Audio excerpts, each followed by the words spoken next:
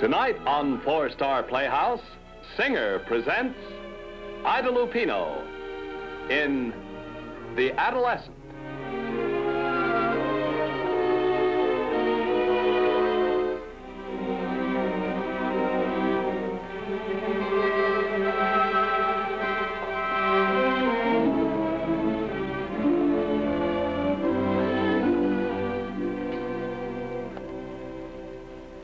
Seems like a rather serious charge, Philip.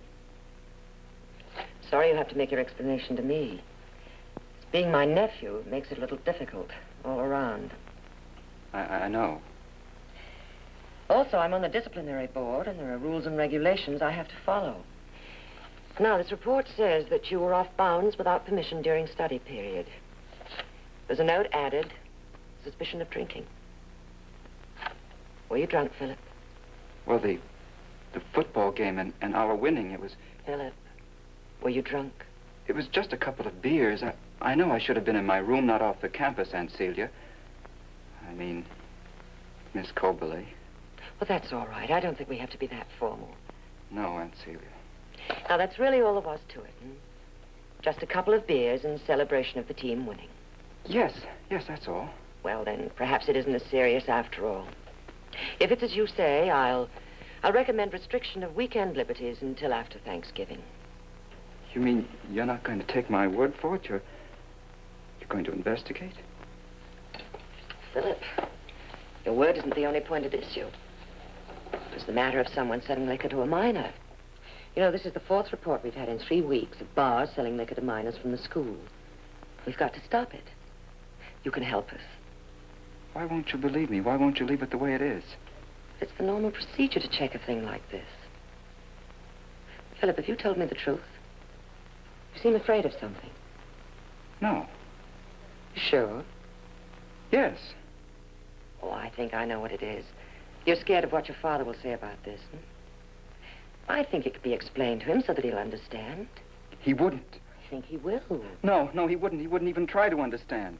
Now, look, I know him pretty well. He's difficult, there's no doubt about it. He isn't as bad as all that.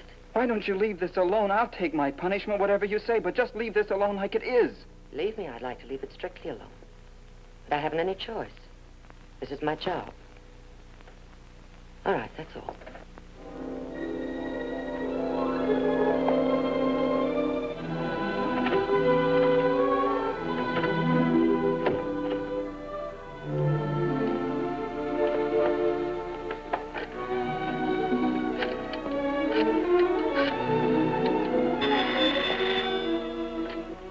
Hello? Albert, this is Celia. Oh, yes, Celia. I want to talk to you about this Philip Weir case. You turned in the report. Look, do you think somebody else on the board could handle it? Well, that's impossible, Celia. You know Mr. McCready's attitude. No personal elements can interfere and so on. Yes, I know, but this is so difficult. After all, he's my own nephew. But, Celia, McCready wouldn't stop at investigating his own son if he thought it was his duty. No, I suppose not. Well, all right. Can you tell me the name of the bar Philip was in?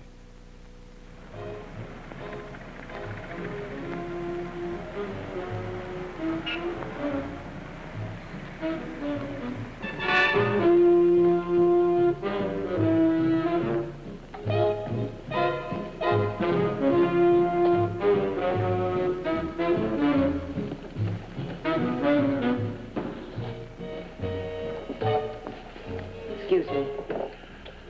What'll it be, lady? I'd like to speak to the owner, please. Yeah, well, what is it? Well, I'm inquiring about one of our students. Oh, lady, you must have the wrong place. We don't serve students here. They're underage. In fact, when I spot them, I tell them to take their business elsewhere. I see. Well, I hear this place has had trouble before serving liquor to boys underage. Look, what do you want? Well, this boy I'm inquiring about apparently had quite a few beers in this place a couple of nights ago. What was his name? Philip Weir. Do you know him? Look, lady, we all make mistakes. And sometimes I ain't so good at spotting which is the students or which ain't, believe me. Do you know him? Philip Weir, you say, is he about 5'9"? He's got blue eyes and brown hair? That's right. Yeah, well, I didn't know he was a student. But you served him beer. Yeah, I did, usually. Usually? Well, he comes in here with his girlfriend, and they nurse a bottle of beer all evening, or as long as they'd stay anyway. They don't bother anybody. They just sit at that corner table over there in the corner. But you said usually. Well, the other night he comes in here alone, and I asked him, what happened to your girlfriend? He said they had a row. So he proceeded to belt away at 5 straight shots of rye. I guess he had a good reason, lady. But believe me, I didn't know he was a student. Do you know who this girl is? Yeah, Lisa Collins. She lives down at the end of State Street in one of those old apartment buildings down there, you know. Lisa Collins. And they'd always come together? Well, they did until the other night. I see. Well, thank you. That's all right.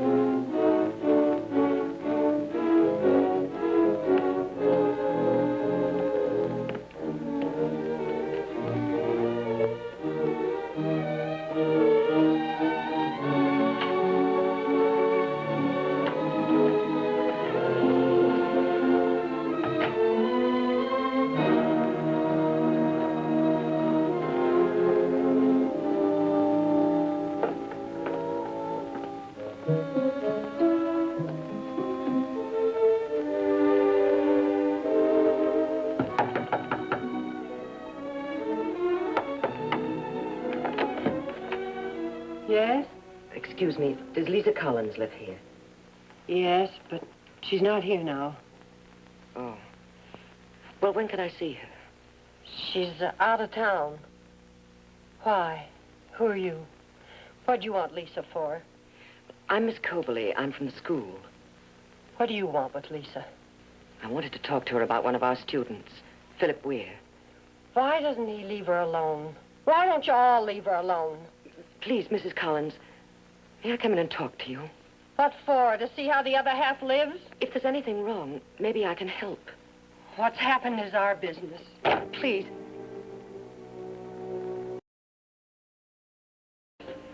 I'm in a hurry.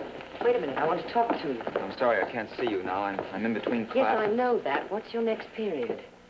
Math. Well, you can't be in that much of a hurry. It's only across the hall. You had to do it, I suppose. You couldn't let well enough alone. Why did you have to see your mother? Will you please tell me what's been going on between you and Lisa Collins? Nothing. Well, then why was Mrs. Collins so upset when I tried to see her? I tell you, it's nothing. You're thinking things that aren't true. What am I to think when you go on lying and refusing to help? Why can't you do what you said yesterday? Keep me on campus over weekends. You don't have to investigate anymore. Nobody will say anything. Nobody will know. I'll know. Why don't you forget about it? You know the rules. I haven't any choice. Tell me the truth and stop this before it gets out of hand. I've never asked you for anything before. Never once. But don't you think I want to protect you? If you haven't done anything wrong, why be afraid? Forget about it, Aunt Celia. Forget about it.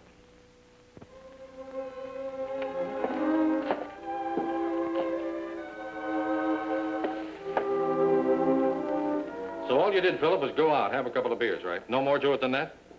Sure. Well, give me a straight yes or no. Yes. All right, then. You've got nothing to worry about. Have you? No, I guess not. Your old man understands a fellow has to have a little fun once in a while. Just be careful, that's all. Don't do anything to upset our plans. You know what they are. We've talked about them, son. Graduate, go through college, join the firm.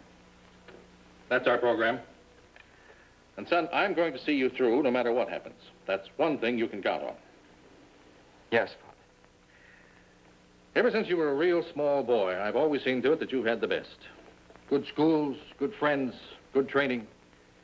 Sometimes your mother and I used to argue about it. She'd say we ought to let you follow your natural bent more, but I'd say, no, Mother. With all the advantages I can give him, that boy's going to amount to something real big someday. But, son, you got to learn to take advantage of those advantages, so to speak.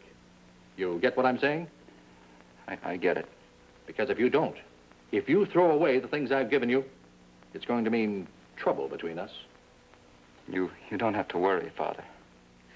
I know I don't, son. Well, it's about time for me to get over and see your aunt. She's been taking all this pretty seriously. Think nothing of it, son. I know how to handle your Aunt Celia.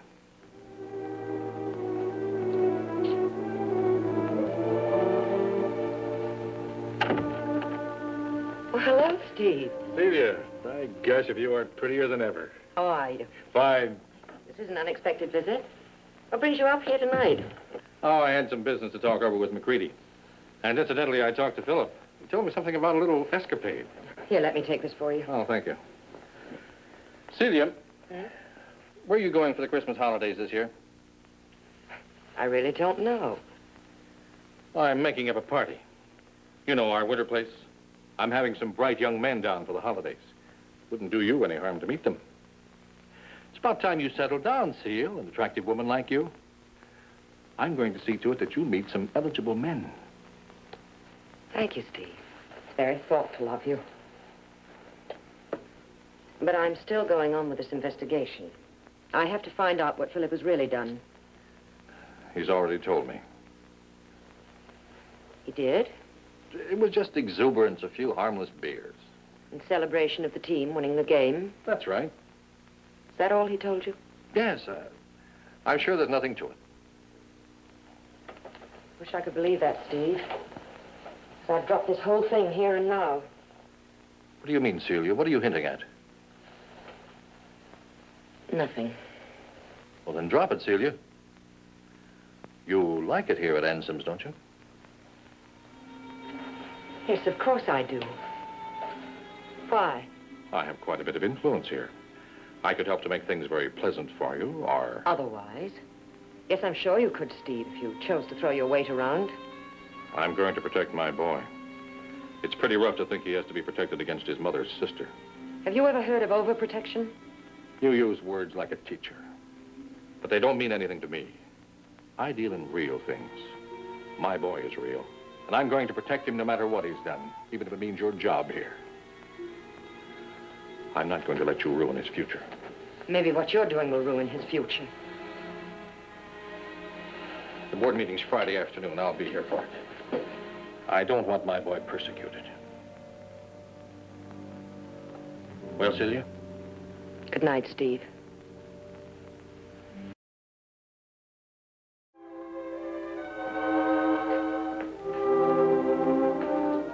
Hello, Celia. Well, good morning, Albert. I was wondering what the developments were with young Weir. Oh, the plot thickens. Oh? Yes, I received a communique from the superintendent's office. McCready, about Philip? Quote, please drop in at your earliest convenience, unquote. I wonder where he's taking a hand. Albert, do you believe in signs? Huh? Well, I think I see the writing on the wall, and it says, give up, Celia. Forget this whole thing. You've done your duty. You've tried. I think you have, too, Seal. Well, nobody seems to want me to find out the truth. Not the girl or her mother, or Philip or his father.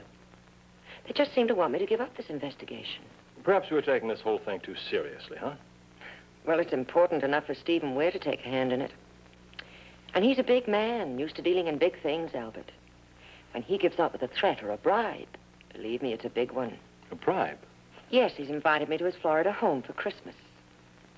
And for a Christmas present, he's going to wrap up half a dozen eligible bachelors, stand them under the tree, so that all I have to do is clap my hands and pick the one I want.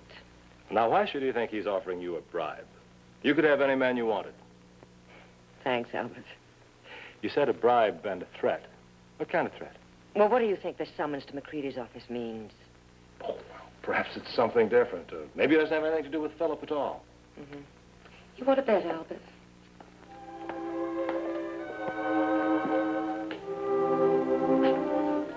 Celia, I was reminded this morning of the case about young Weir. You mean when his father paid you a visit? He suggested that inasmuch as you're Philip's aunt, some other member of the disciplinary board be assigned to the case. Well, I wanted that, Mr. McCready, when the case first started. The suggestion was made that you're leaning backwards in the performance of your duties, that there are middle courses and middle events. Things aren't at one extreme or the other.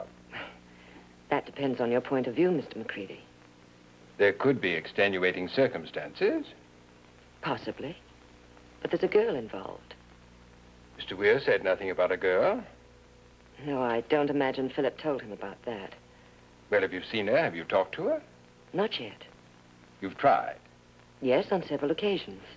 What about her family? Well, her mother seems content to leave things the way they are. Well, then. Mr. McCready, would you like me to forget about this whole thing?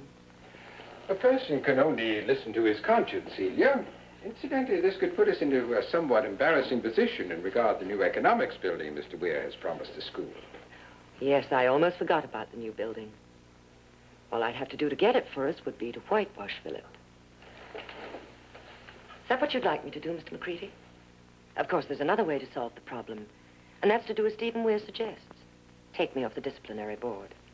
Yes, that would solve the problem for you, too, Celia, wouldn't it? Yes, it would. Mm-hmm. You must realize that Mr. Weir's endowment is very tempting to the Board of Trustees. But, you know my policy in these matters. I'm going to leave the matter up to you. You have until the board meeting tomorrow to make up your mind what to do. I'll see you then, Miss Cobley.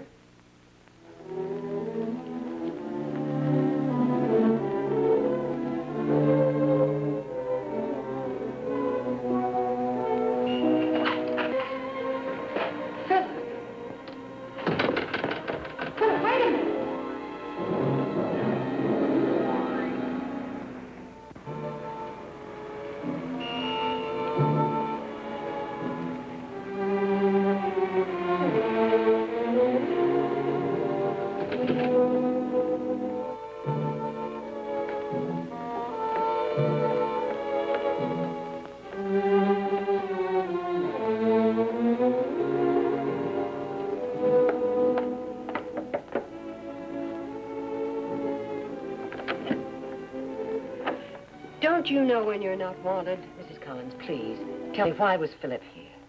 I don't know what you're talking about. Look, I only want to know one thing. If you're preventing me from seeing Lisa, you must have a reason. Now, what is it? Her reason is good enough for me. I love my daughter.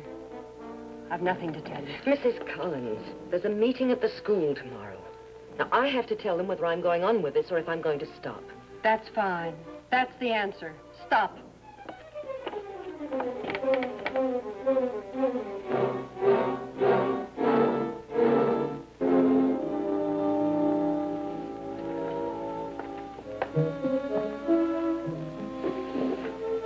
Lisa?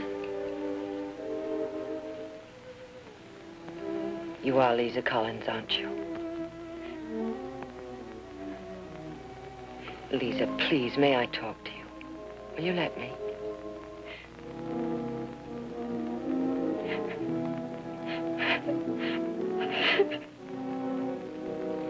Now, gentlemen, and Miss Cobley, this bi-weekly board meeting has assumed extraordinary importance. I'm going to bypass the usual order of business in favor of getting to Miss Cobley's report. Miss Cobley.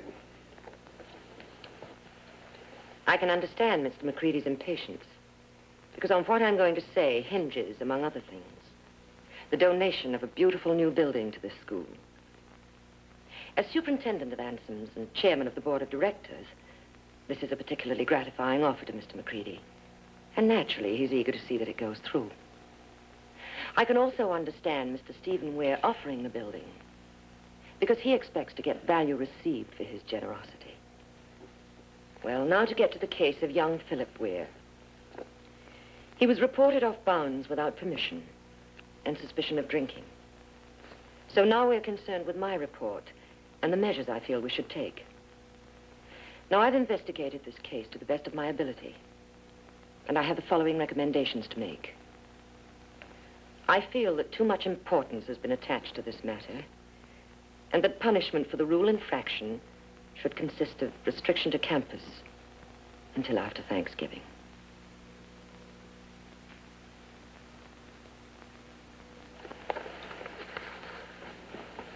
Gentlemen, this meeting is concluded. They're changing the bill at the Rialto this evening. Would you like to go? Thanks, Albert. I'd love to. I deserved it, Celia, the tongue lashing. Sorry, Mr. McCready. Your decision doesn't lessen my admiration for you. That building is important. Well, that wasn't the reason I dismissed the case. It wasn't? No. I don't believe you're intimidated, Celia. No, thank you, I wasn't. Then I don't want to hear any more.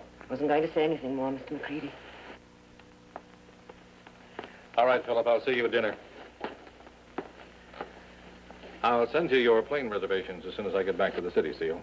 Don't bother. No bother. I pay my debts. Look, Steve, you don't owe me anything. You had nothing to do with my decision to end this investigation. Oh? Then what did? Finding out what Philip was keeping from us. And the fear that made him conceal it. Fear? You mean of his own aunt because she was stirring up trouble for him? No, Steve. Although I'm certainly not blameless. What was behind all this was his terrible fear of you. Oh, I don't believe my son's afraid of me.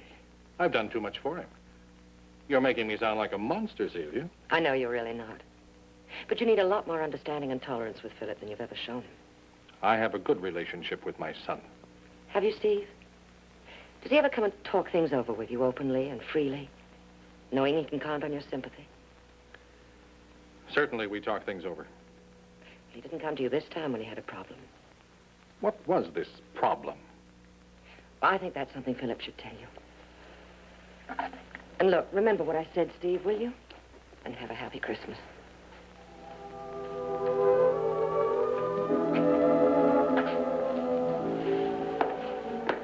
Hello, Philip. You know, don't you, Aunt Celia? Yes, I do. Come on, let's go to my place, shall we?